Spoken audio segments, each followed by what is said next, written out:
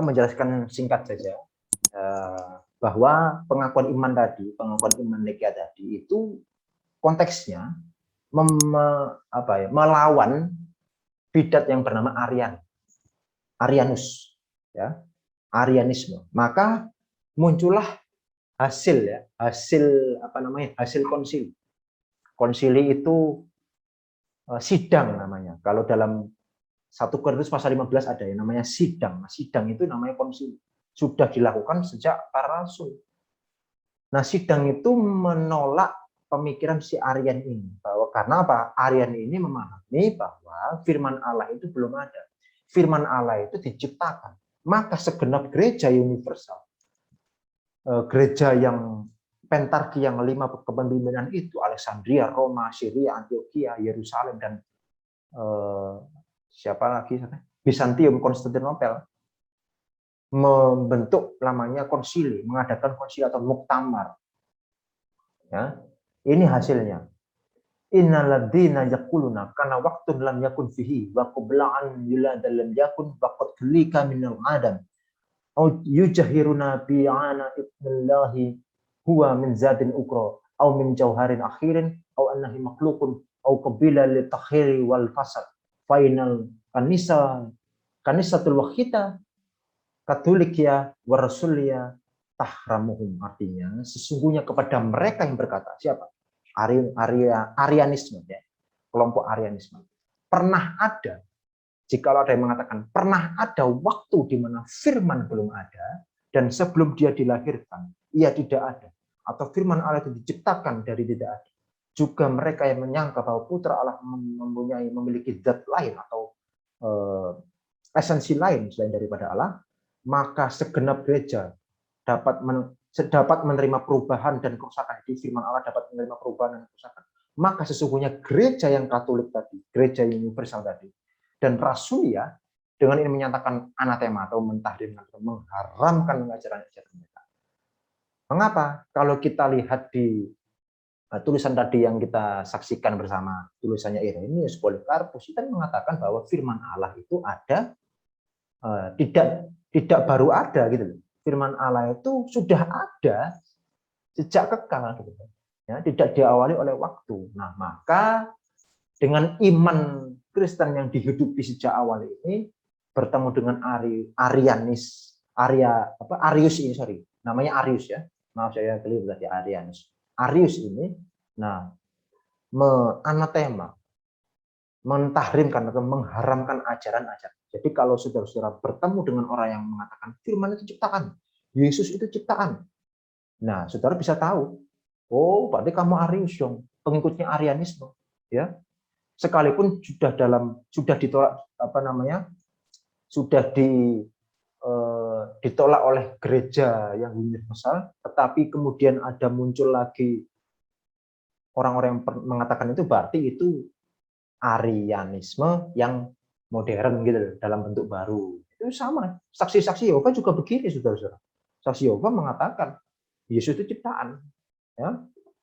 Itu saksi Yehova itu sebetulnya Arianis wujud baru, ya, yang dikemas dengan bungkus yang baru sebetulnya. Tetapi isinya sama. Isinya Arius ini sebetulnya. Kalau kita lihat saksi Yehova. Oke, selanjutnya. Nah, kontra Arian. Jadi ada karya dari Santo Athanasius. Athanasius itu Bapak Gereja Alexandria yang melawan Arius tadi. Menulis demikian, karena dia adalah firman Allah dan memiliki kebijaksanaan, dan sebagai pancaran Bapaknya, selalu bersama dengan Bapa. Oleh karena itu tidak mungkin jika Bapa melimpahkan kasih karunia bahwa dia tidak boleh memberikannya di dalam Anak. Karena Anak ada di dalam Bapa seperti pancaran cahaya. Karena bukan seolah-olah membutuhkan, tetapi sebagai Bapa dalam kebijaksanaannya sendiri telah Allah menjadikan bumi, dan membuat segala sesuatu dalam firman yang berasal dari. Dan di dalam Allah menegaskan konsep suci, ya, menegaskan kesucian Allah, karena di mana Bapa berada di situ ada Putra, dan di mana terang di sana percaya. Dan seperti apa yang Bapa kerjakan, dia bekerja melalui Putra, dan Tuhan sendiri berfirman, apa yang aku lihat Bapa lakukan. Makanya Tuhan Yesus mengatakan, aku bekerja, Bapakku juga bekerja. Jadi dari dulu, dari kekal sampai selamanya, Allah, firman, dan roh yang tidak pernah terpisah. Kita pasti pernah mendengar, ya. Dulu saya juga pernah mendengar bahwa seorang hamba Tuhan, saya mohon maaf, saya jujur sekali, seorang pendeta pernah mengatakan bahwa zaman perjanjian lama itu zamannya Bapa, zaman perjanjian baru itu zamannya Putra, zamannya Yesus. Maka setelah zaman Putra, maka zaman sekarang ini adalah zaman Roh Kudus. Tidak bisa, saudara, bisa dikotak-kotakan Allah kok dikotak-kotakan seperti itu. Tidak bisa. Tetap dari dahulu sampai selamanya, Tritunggal Allah, Firman, dan Roh itu tetap bekerja. Ketika Yesus ketika Firman Allah berinkarnasi menjadi Yesus dalam kodrat kemanusiaan yang lahir dari kemanusiaan rahim Maria, Bunda Maria, itu tetap Bapa dan Roh Kudus bekerja. Setelah masa Tuhan Yesus naik ke surga, mi'raj ke surga, tetap Roh Kudus dicurahkan kepada orang-orang percaya yang menerima secara permanen.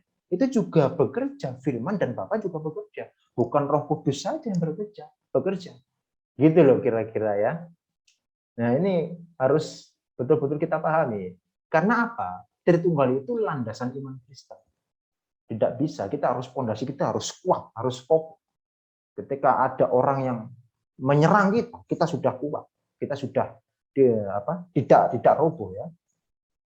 Kita harus perkuat iman kita. Nah, selanjutnya ini yang terakhir, Bapak Sinuda adalah patriark itu pemimpin gereja tertinggi di gereja Ortodoks Koptik Alexandria, mengatakan ayyuhas sayyid rabbul ilah rabb ilahi ilahina al-khaliq alladhi arsala nurihil hakiki ibnahul wahid Yesus Masih al-kalimatul dzat. Wahai Tuhan junjungan dan sembahan kami, Sang Pencipta yang telah mengirimkan nurnya yang sejati, Putra yang tunggal Yesus Kristus, firman-Nya yang abadi. Amin. Sepertinya sudah selesai. Ya, betul. Terakhir. Nah, seperti itu saudara-saudara ya, jelas sekali bahwa Tritunggal, tidak usah lagi kita mengatakan Tritunggal. Bapa, Putra, Roh Kudus, Allah, firman dan rohnya, itu sudah esa ya, sudah tauhid itu sebetulnya. Allah kita ini, kita menyembah Allah yang esa. Jadi jangan lagi insecure, jangan lagi minder. Ya, kita harus yakin bahwa Yesus Kristus, apa yang kita sembah itu Allah yang esa. Terima kasih. Tuhan Yesus memberkati. Shalom alaikum bishem Amasyah. Saya serahkan kembali kepada moderator Aromi. Oke, puji Tuhan ya, dengan materi yang udah disampaikan oleh Pak Kiai, mungkin udah membuat kita sebagai yang mendengar itu udah dapat gambarannya gitu loh. Ternyata Tritunggal itu seperti ini, beda dengan yang orang-orang katakan di luar sana kan.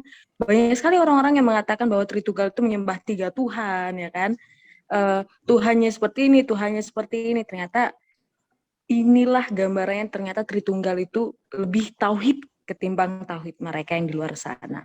Oke, Pak Kiai, kita buka open Q&A enggak, Pak? Buka ya, Pak ya? Oke, teman-teman kalau ada Q&A-nya bisa raise hand dan nanti buka mic-nya. Kalau ada yang ingin dipertanyakan, teman-teman dipersilahkan mengenai dari pembahasan materi ini, ataupun ada yang ingin bertanya di luar dari materi ini, karena kalian seperti kayak penasaran gitu. Bisa kok untuk raise hand dan open mic. Atau sepertinya sudah ngerti semua. Iya, kayaknya udah ngerti nih kayaknya, Pak. Apakah udah ngerti nih? Wah, kalau udah ngerti luar ngerti, biasa. Mungkin bingung. Itu ada yang raise hand. Ada raise hand. Terima kasih materinya ya. Iya, Ibu. Baiklah, nanti untuk ada sesi foto ya, jangan keluar dulu, ada sesi foto. Iya betul. Ya, okay. Nanti kita Silakan. ada sesi foto teman-teman, open cam semua, nanti kita fotoin ya. Baiklah, hari ini teman kita ada namanya Kak Andriko nih, ingin bertanya kayaknya nih. Atau ingin bertanya atau bagaimana nih Pak? Silakan Pak, buka. Mau bertanya. Ya. Ya, sebelumnya terima kasih buat Pak Kiai yang sudah memaparkan materinya secara jelas, dan justru kita semua sudah mendapatkan pemahaman. Nah, ini mungkin pertanyaan saya begini, Pak. Di dalam Alkitab itu tidak ada tertulis mengenai Tritunggalan, ya Pak ya. Tentu ini akan menjadi sulit untuk orang-orang yang mungkin sering ibadah namun jarang membaca kitab. Ketika ada agama tetangga yang lain mengatakan, coba kamu jelaskan seperti apa yang kamu maksud Tritunggalan itu. Karena so pasti itu akan sulit, dan karena kita tidak ada bahan dan kita akan merasa bingung.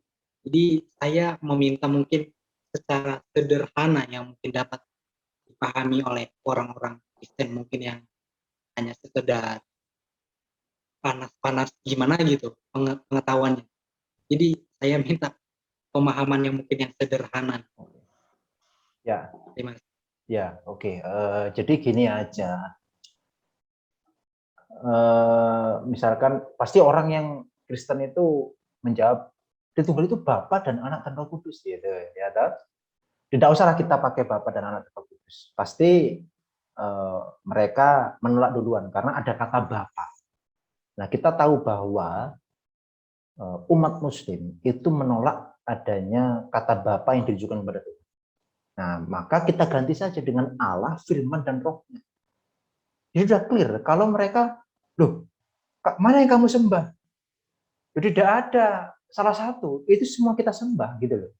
Bukan salah satunya kita sembah, tidak. Jadi begini, ketika kita menyembah Roh Kudus, secara otomatis kita menyembah Allah yang Esa tadi. Karena apa? Di dalamnya sudah berada dalam diri Allah yang satu. Firman kan dalam diri Allah. Karena begini, mereka tuh tidak memahami, bukan tidak memahami, memang belum tuntas mengenai pengertian firman itu apa, pengertian Roh Kudus itu apa. Tapi setidaknya secara sederhana ketika kita menjelaskan kepada umat Muslim khususnya ya Allah, Firman, dan Rohnya, selesai sudah. Kalau itu disalah dikritik, loh, berarti kan memisahkan apa yang ada dalam diri Allah sendiri. Firman Allah kok dipisahkan, Roh Allah kok dipisahkan, tidak bisa. Jadi Allah, Firman, dan Rohnya, itu aja, selesai. Roh Kudus, Roh Allah. Terus saya tidak ada kalau belum bisa menjelaskan secara banyak seperti saya, ya simpelnya seperti itu. Allah, Firman, dan Roh Allah itu sendiri, selesai. Gitu. Dan satu lagi, Firman Allah itu tinggal dalam diri Allah. Dan Roh Allah itu juga tinggal di dalam diri Allah. Maka ketika atau Firman dan Rohnya itu berada di dalam diri Allah, maka ya pasti tidak ada dua, karena kan tinggal di dalam gitu. Jadi makanya saya berikan analogi seperti kita manusia. Saya punya pikiran, saya punya roh. Konsekuensi logis kalau kita hidup ya tentu kita bisa berbicara, kita bisa punya pikiran ya. Tapi kan saya tidak bisa mengatakan rohnya Kiai Jursis ada di sana. Kan bisa. Mana ada saya 2 atau 3 gitu. Kata-kata saya misalnya, kata-kata saya taruh di toples gitu, saya tinggalkan. Enggak bisa. Jadi penjelasan yang sederhana itu seperti itu. Kita analogikan kepada diri kita sendiri. Kita memiliki pikiran dan roh kita sehingga kita bisa hidup. Begitu juga Allah yang menciptakan kita. Selesai, clear. Baik, terima kasih Pak Kiai. Bagaimana Kak Enrico? Apakah telah menjawab? Baik, terima kasih Pak. Oke. Mungkin ada teman-teman lain juga yang mau bertanya nih. Oh, ada Pak Hermanto. Iya. Silahkan Pak Hermanto. Selamat malam Pak Jurnis, Ya, selamat Pak malam. Kiai ya Pak.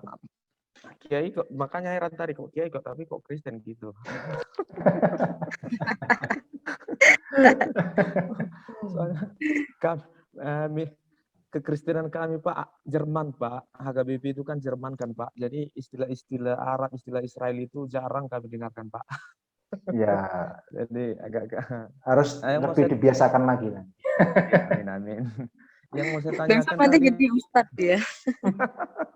yang mau saya tanyakan tentang Bapak singgung tadi tentang orang bukan seperti saya cover dulu bahasa saya Pak, bukan menjelekkan Katolik ya Pak, Ya, ya. tentang Maria, Bunda Maria. Soalnya saya Protestan kan Pak. Jadi istilahnya Maria itu ya Ibu Yesus ya seperti tidak seperti dikultuskan orang Katolik gitu loh, Bu. Kak. Sepertinya Bapak bilang tadi bukan menyembah Maria gitu, tapi dalam 2 rosario juga seperti ada permohonan ke Maria untuk saya nggak tahu sih, pernah saya baca tapi nggak saya tangkap karena memang nggak tertarik kan tentang 2 rosario itu kan Pak. Bagaimana Bunda Maria itu memohon kepada Bunda Maria untuk melakukan ini, untuk menyembuhkan ini, untuk ini gitu. Jadi mohon Pak supaya saya tidak salah kaprah dengan yang pemahaman saya selama ini tentang Maria dalam Katolik itu, yang padahal Bapak tadi bilang kan saya mendukung Katolik nggak menyembah Maria gitu, tapi dalam yang saya baca itu saya sudah merasa itu sudah menyembah Maria gitu. Oke. Makasih ya Pak. Baik, terima kasih atas pertanyaannya. Oke, mungkin di dalam dunia Protestan ya, saya bisa memahami ya. Di dalam dunia Protestan itu pasti ketika mempelajari sejarah gereja itu akan hanya sampai kepada Katolik saja. Pasti. Mohon maaf ya, ini ada teman-teman saya mahasiswa. Ketika nanti sejarah gereja, saya yakin pasti hanya sampai Katolik. Padahal ada yang namanya gereja timur. Apa itu? Gereja timur ortodoks. Nah, itu yang belum tersentuh. Nah, mengapa saya mengatakan Maria tidak disembah? Karena di dalam gereja timur ortodoks juga mengalami hal yang sama. Ini saya punya 3 buku doa, buku sholat. Ini ketiganya adalah gereja timur ortodoks. Ini Koptik, ya. Koptik ini punya Koptik Akper. Ini 2 punyanya ortodoks Yunani. Ini saya melakukan selama sehari 7 waktu. Ya, di dalamnya ini ada Salam Maria, sama dengan Katolik, gitu. Nah, lalu apakah gereja ortodoks dan gereja Katolik menyembah Maria? Tidak, ya. Salam Maria itu penghormatan, jadi tidak hendak kami orang-orang ortodoks, orang-orang Katolik tidak hendak menyembah Maria. Bahkan tidak hanya Maria, tetapi juga orang-orang kudus, ya. Tetapi menghormati mereka sebagai pendahulu-pendahulu kita sebagai orang Kristen, ya. Pendahulu-pendahulu kita, bapak kita, ibu kita, mereka juga termasuk keluarga kita yang sudah meninggal dalam Kristus, ya. Nah, Bunda Maria itu adalah ibu gereja. Nah, kita tidak bisa pungkiri itu. Itu adalah ibu gereja. Kenapa? Tuhan Yesus mengatakan, ibu inilah anakmu.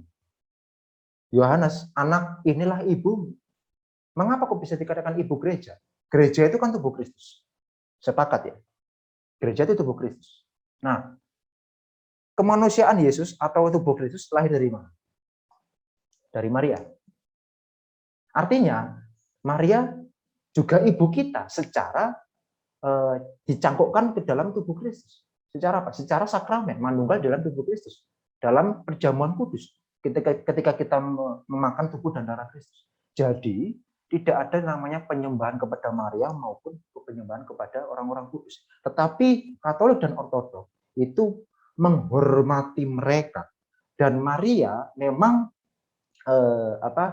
berdoa ya, ada memang doa-doa kepada mereka. Tetapi bukan doa dalam artian meminta kepada mereka untuk kita selamat, tidak.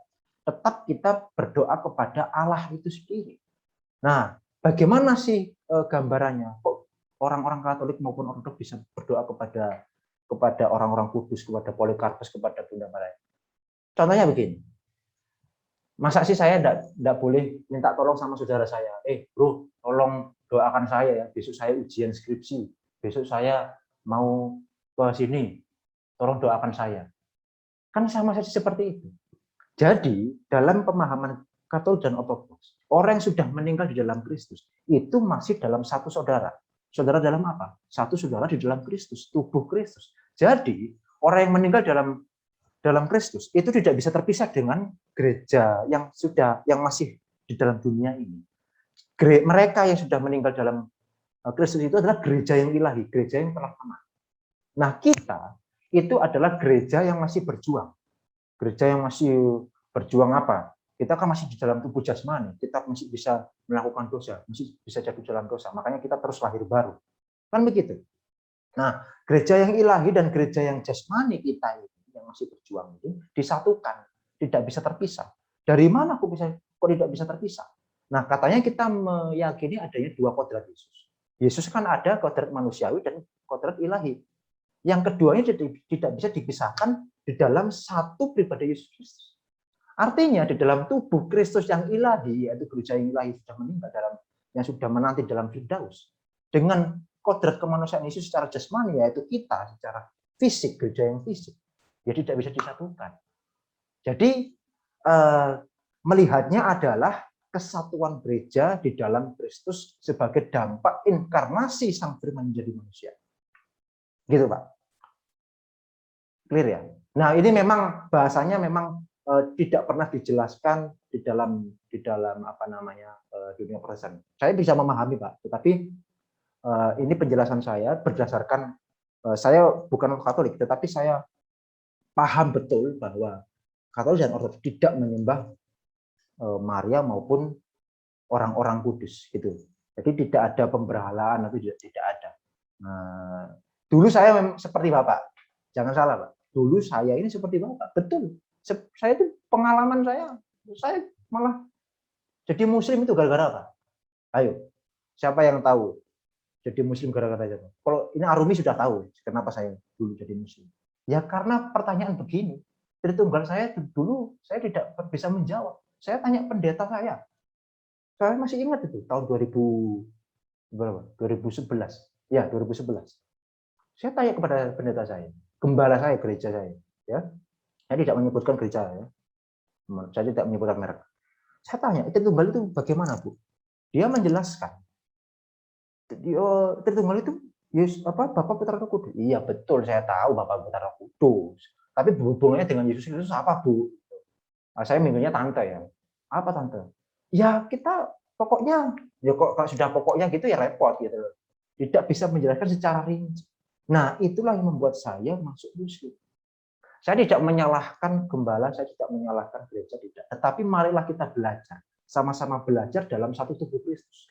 Kita jangan sampai menyalahkan satu dengan yang lain secara saudara sendiri. Nah, saya menghindari segala bentuk perdebatan sesama satu tubuh Kristus. Tetapi marilah kita saling memahami pengertian bagaimana orang Katolik dan Ortodoks itu melakukan spiritualitasnya, ya.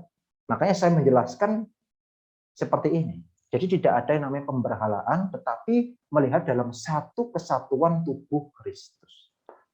Seperti itu, jelas ya. Karena memang masih baru dengar seperti ini kan Pak, sebenarnya bukan tidak, mungkin belum paham, tetapi seperti istilah Bapak tadi, telan dulu. Iya, telan dulu aja. Berproses. Iya, proses. Dulu saya gitu kok. Saya dulu enggak paham, Pak. Saya dulu enggak paham ini apa itu, enggak paham. Tapi saya terus belajar dan sampai ya puji Tuhan, alhamdulillah saya bisa. Roh Kudus membantu saya, membimbing saya sampai saya bisa mengerti seperti ini. Amin. Ya. Mudah-mudahan ada kegiatan lagi, Pak ya. Oh, selalu kok. Selalu ada kegiatan kok, Pak. Tenang aja. Pentengin aja tuh Instagramnya biar mahaba, Pak.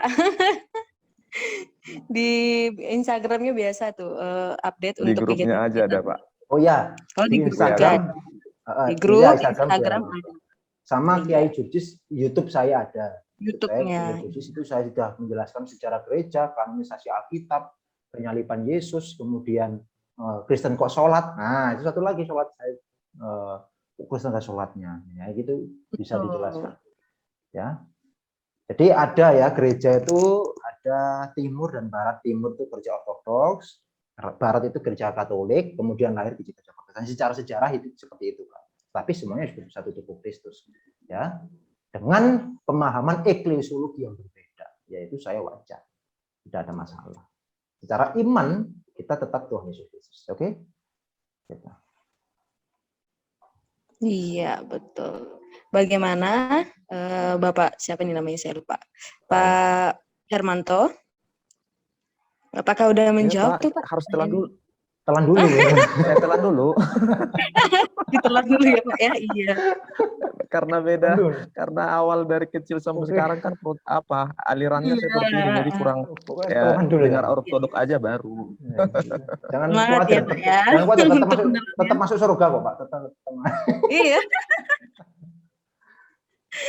Amin, bukan di Pak, surga amin. yang 72 bidadari ya. Baiklah, teman-teman, ada yang mau bertanya lagi? Atau mungkin dari penyampaian Pak Jurjis tadi ada yang kurang dimengerti? Kak. Oke, silahkan. Oke, silakan Ibu Ruti. Yang menjadi pertanyaan saya kan tadi kan Bapak menjelaskan memahami Allah secara hukum fisika, kan ada 4 di situ, Pak, ya. Iya. Yang menjadi pertanyaan saya, apa fungsi akal yang diberikan oleh Allah kepada manusia itu, Pak? Fungsi akal. Dan kedua manfaat. Lanjut. Kedua, apa manfaat akal dipikirkan bagaimana manusia, begitu, Pak? Oke. Terima kasih. Ya. Jadi kita diberi akal oleh Allah, oleh Tuhan itu untuk berpikir. Ya.